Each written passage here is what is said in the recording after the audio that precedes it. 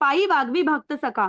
दिदल्या नाही कोणा ते हरिभाऊ एके दिनी समर्थासनी देऊनी दर्शन घेऊन श्रीचरणी मस्तक त्यांनी ठेविले तो समर्थे त्याप्रती घेऊन या मांडीवरती वरद हस्त सत्वरगती मस्तकी त्यांचे ठेविला म्हणे ती तू माझा सूत झालासी आता निश्चित परिधान करई भगवी वस्त्र संसार देई सोडणी मग छाटी खपणी जोडी समर्थे तयासी दिदली ती घेऊन तया वेळी परिधान केली सत्वर आत्मलिंग पादुका सत्वरी देती हरिभाऊंचे करी म्हणती जाऊनी सागर तिरी किल्ला बांधोणी राहावे जाऊनी आता सत्वर लुटवी आपला संसार लोभ मोह अनुमात्र चित्ती तुवान धरावा आज्ञा ऐकून या ऐशी आनंद झाला मानसी सत्वर आले मुंबईची सात्वेश घेऊनी असो हरिभाऊने काय केले ब्राह्मणांशी बोलावले संकल्प करून ठेविले तुळशीपत्र घरावरी हरिभाऊ घर लुटविता तारानामे त्यांची कांता ती करी बहु ताकांता घेत उरबडवणी विनविती जोडोनी कर अद्यापी स्वस्त करा अंतर आपला हा विचार जोडोनी द्यावा प्राणप्रिया ऐश्वर्याची उत्तरे ऐकून या स्वामी कुमरे समाधान बहुत प्रकारे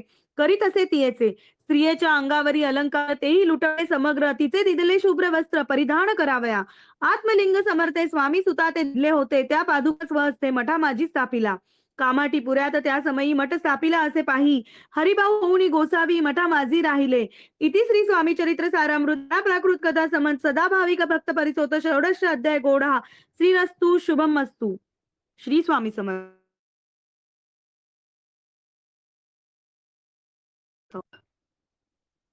अध्याय 17 श्री गणेशाय नमः. मागील अध्यायी कथा सुंदर प्रख्यात जे मुंबई शहर तेथे येऊनी स्वामी कुमार मठ स्थापिती समर्थांचा स्वामी नामांचे भजन त्यांची या चरित्राचे कीर्तन त्याहून व्यवसाय अन्य स्वामी सुत नेनती स्वामी सुताची जननी काकूबाई नामे करुणी तिने हे वृत्त ऐकून दुःख केले अनिवार निज मातेचा शोक पाहून दुःखित झाले अंतकरण ती लागी सावरून धरिले सत्वर प्रेमाने नाना प्रकारे स्वामी सुत मातेचे समाधान करीत मधुर शब्दे समजावीत परमार्थ गोष्टी सांगुनी याची पिशाच बाधा झाली किंवा कोणी करणी केली याची सोय पाहिली पंचाक्षरी आणोनी त्या समयी प्रख्यात थोर यशवंतराव भोसेकर जयासी देव मामलेदर सर्व लोक बोलती ऐसा विचार करोनी पोटी दर्शन आल्या उठाउठी सांगितल्या सुताच्या गोष्टी मुळापासून सर्वई ऐकोणी या देव मामलेदार हासुनी देती उत्तर त्यासी पिशाच लागले थोर माझेनी दूर नोहेची ऐसे उत्तर ऐकून दुःखित झाली अंतकरणी मग ते स्वामी सुताची जननी अक्कलकोटी येते असो इकडे स्वामी सुत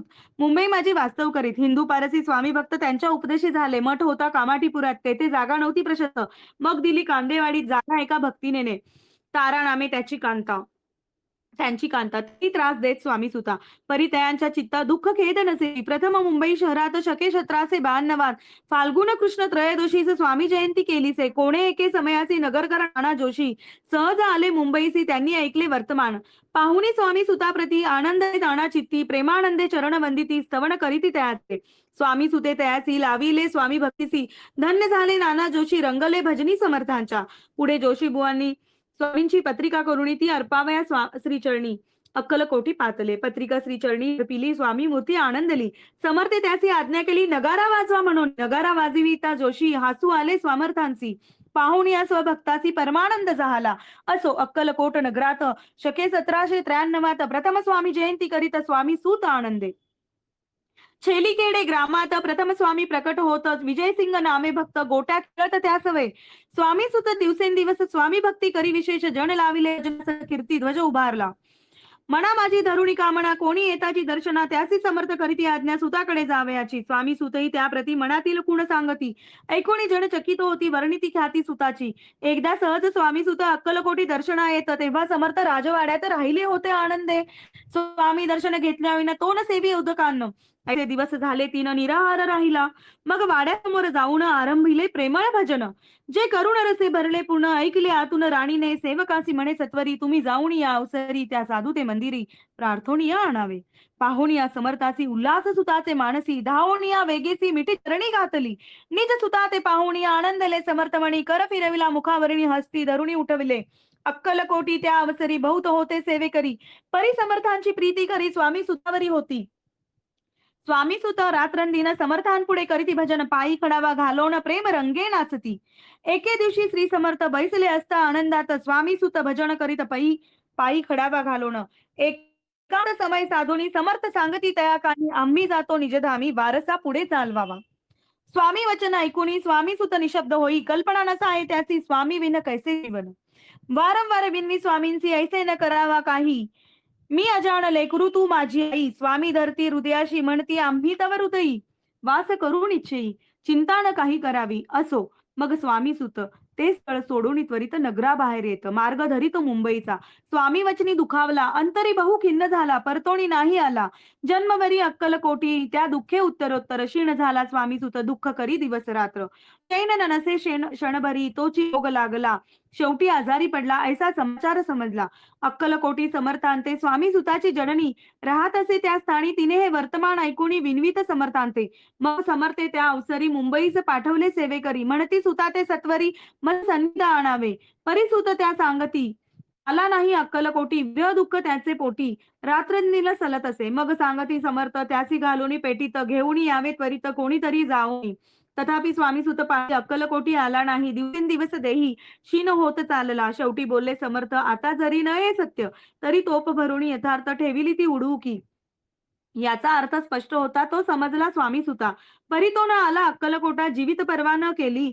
आजार वाढला विशेष. श्रावण शुद्ध पतिपतेस केला असे कैलासवास. सर्व लोक हळहळती. अक्कलकोटी त्या दिनी समर्थ करती विचित्र करणी.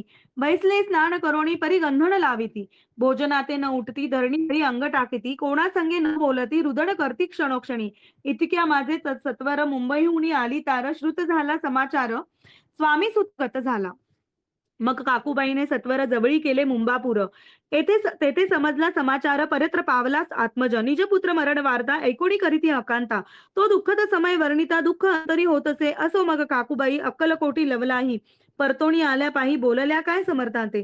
सूत आपला भक्त सोन अकाली पावला का मरण. मग स्मरती जे हे चरण त्यांचे तारण होय कैसे. समर्थ बोलले तियेसी उल्लंघिले आमच्या आज्ञेसी. संधी सापडली काळासी ओढोनी बळेची मगणेला. धन्य धन्य स्वामी कुमर उतरला भवोदती दुस्तर. ख्याती झाली सर्वत्र कीर्ती अमर राहिली. इति श्री स्वामी चरित्र सारामृत. नाना प्राकृत कथा समत भाविक भक्त परिसोत. सप्तोदशा अध्याय गोढा. श्री भगव चरणार्पणमस्तु. श्री रस्तु शुभम भवतु. श्री स्वामी.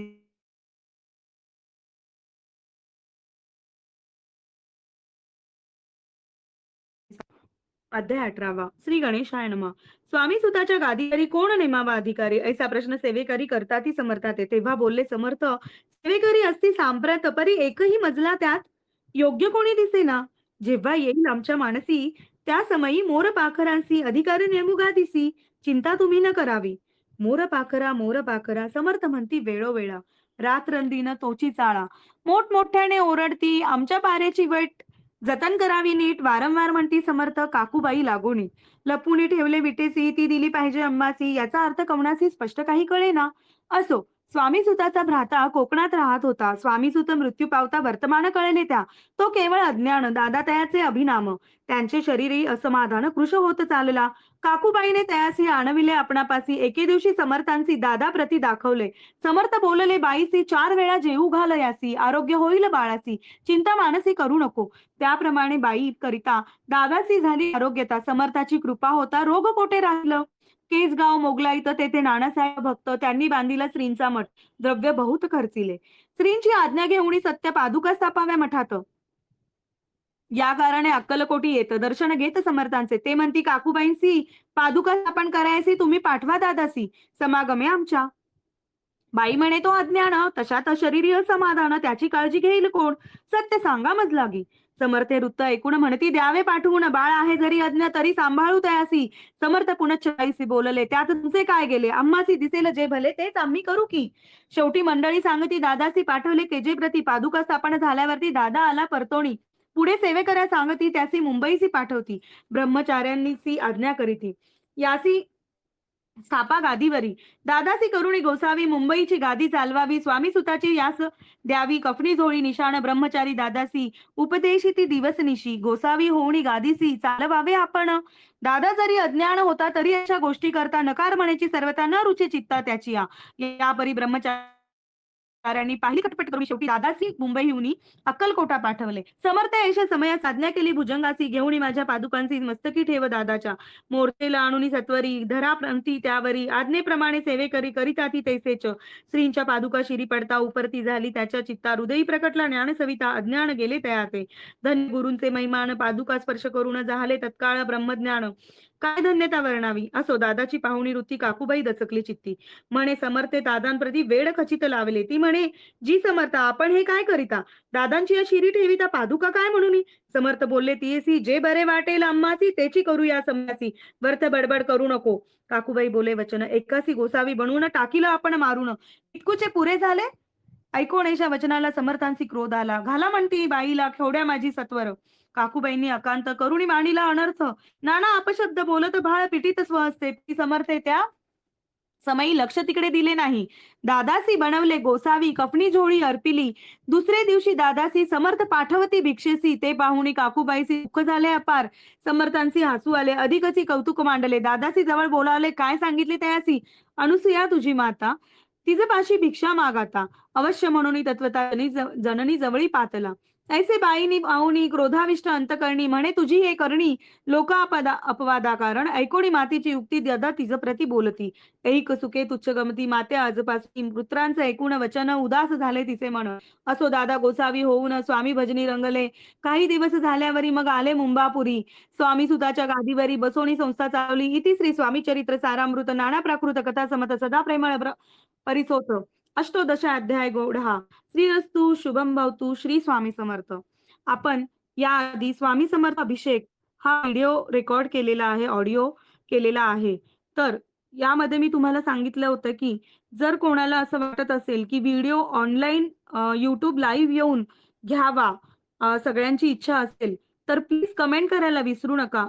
तर आपण प्रगट दिनाच्या दिवशी YouTube लाईव्ह येऊन आपण स्वामींचा अभिषेक घेऊया. तर एवढे जास्तीत जास्त तुम्ही कमेंट कराल तर मी लाईव्ह येणार. तर तुम्ही तसं मला सांगा. श्री स्वामी समर्थ. कमेंट करायला विसरू नका. श्री स्वामी समर्थ.